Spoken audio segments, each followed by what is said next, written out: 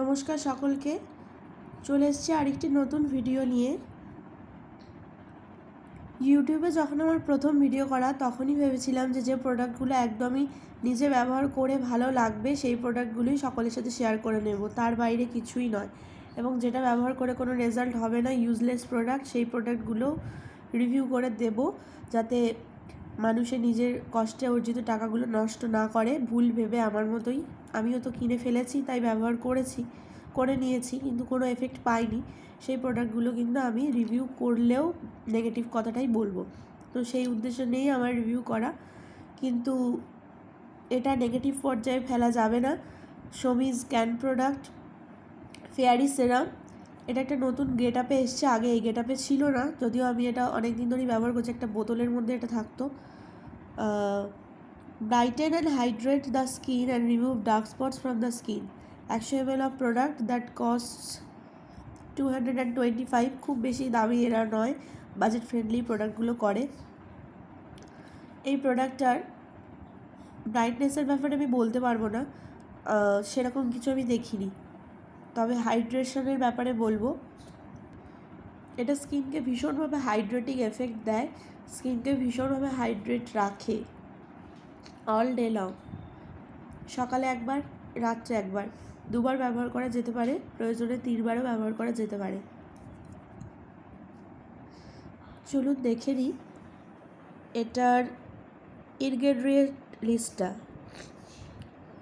ইনগ্রেডিয়েন্টসে দেখতে পাচ্ছি carrot oil, grape seed oil, wheat germ oil, lactic acid, অ্যালানেশার, glycerine, এগুলো থাকেই।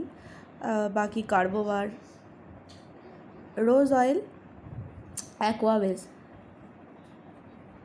It helps to brighten and hydrate the skin and also helps to remove dark spots from the skin. দীর্ঘদিন ব্যবহার করলে হয়তো dark স্পটও যেতে পারে। আমার স্কিনে রিসেন্টলি একটা ডার্ক স্পট প্রবলেম দেখা দিয়েছিল, কিন্তু এটা ব্যবহার করে ডার্ক স্পটে আমি কোনো এফেক্ট পাইনি, সে কথাটা আমি বলতে পারবো না। কিন্তু স্কিনটা ভীষণ গ্লোই হয়, ট্যানটা অনেক অংশে চলে যায়, আর স্কিনকে ভীষণ প্লাম্পি আর হাইড্রেট করে রাখে। That's all.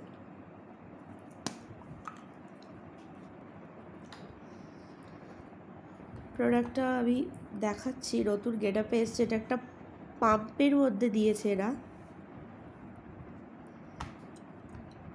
এরকম একটু অরেঞ্জিস কালারটা, অরেঞ্জ টাইপের, ইয়েলো একটা টোন আছে এর মধ্যে, কিন্তু ওয়াটার বেস, নট স্টিকি, জেলও নয় আবার ক্রিমিও নয়, একদম ওয়াটার বেস নন স্টিকি একটা সিরাম।